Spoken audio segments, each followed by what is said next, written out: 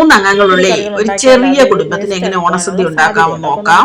ഒരു കുക്കറിൽ ഈ ഗ്ലാസ്സിന്, വലിയ ഗ്ലാസ്സിന് 1 ഗ്ലാസ് വെള്ളം ഒഴിച്ചിട്ട് കിഴങ്ങൊക്കെ ഉണ്ടെങ്കിൽ അത് കിഴങ്ങൊക്കെ അതിനകത്തിടാം.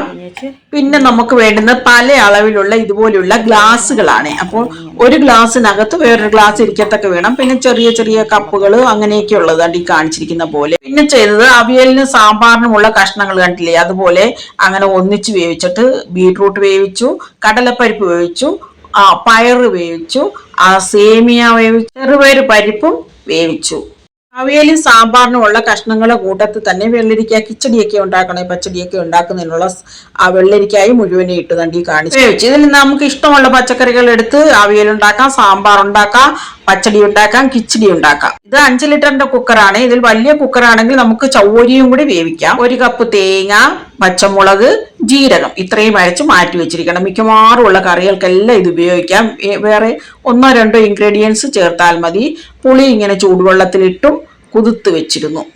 ഇഞ്ചി ഇങ്ങനെ വറുത്ത് വെച്ചിരുന്നാൽ ഇഞ്ചിക്കറിക്ക് ഉപയോഗിക്കാം, ഇഞ്ചി പുളിക്ക് ഉപയോഗിക്കാം. ഉള്ളി ഇങ്ങനെ വറുത്തരച്ച് വെച്ചിരുന്നാലേ ഉള്ളി ചേർക്കേണ്ട കറികൾക്ക് ഉപയോഗിക്കാം.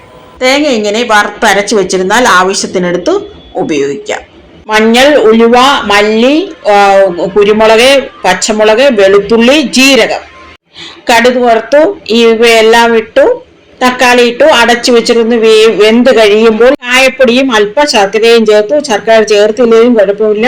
പുളിവെള്ളം ഒഴിച്ചു നല്ലതുപോലെ തിളപ്പിച്ചെടുത്തപ്പോൾ നല്ല രസം റെഡി. ഇഞ്ചിപ്പുളി ഇഞ്ചിക്കറി ഒന്നിച്ചാണ് ഉണ്ടാക്കിയത്. കടുക് വറുത്തു, ഇഞ്ചി വറുത്തരച്ചതിട്ടു, ഒന്നുകൂടി ഇളക്കി, ഉള്ളി വറുത്തരച്ചത് ചേർത്തു, നല്ലതുപോലെ ഇളക്കി, മുളകുപൊടിയും മഞ്ഞപ്പൊടിയും ചേർത്തു, ജീരകം ചേർത്തു. പൊടി ഉണ്ടെങ്കിൽ അത് ചേർക്കുന്നതായിരിക്കും കൂടുതൽ നല്ലത്.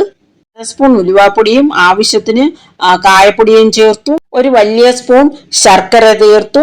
ആവശ്യത്തിന് പുളി പിഴിഞ്ഞൊഴിച്ചു. കട്ടിക്കാണ് പുളിയിഞ്ചിക്ക് എടുക്കാറ്. ഇതിന്റെ പകുതി എടുത്ത് മാറ്റി വെച്ചു. ഇതിൽ കുറച്ചുകൂടി പുളിവെള്ളവും ശർക്കരയും ചേർത്തെടുക്കാമെങ്കിൽ നല്ല പുളിയിഞ്ചി റെഡി. ബാക്കിയുള്ളതിൽ തേങ്ങാപ്പൊടിയും പുളിവെള്ളവും ചേർത്ത് കുറുക്കിയെടുക്കുമ്പോൾ നല്ല ഇഞ്ചിക്കറി റെഡി. ആയതുകൊണ്ടാണ് കുറുക്കിയെടുത്ത് മുറിച്ച് ചാറാക്കുകയും ചെയ്യാം. ഇതാരോ ഷെയർ ചെയ്ത ഫോട്ടോയാണേ. കഴിഞ്ഞ വർഷം ഉണ്ടാക്കിയ കുക്കർ സദ്യ നമ്മുടെ ചാനലിലുണ്ട്. ബുക്ക് എന്ന പ്ലേലിസ്റ്റിൽ കാണും. ഓണാശംസകൾ.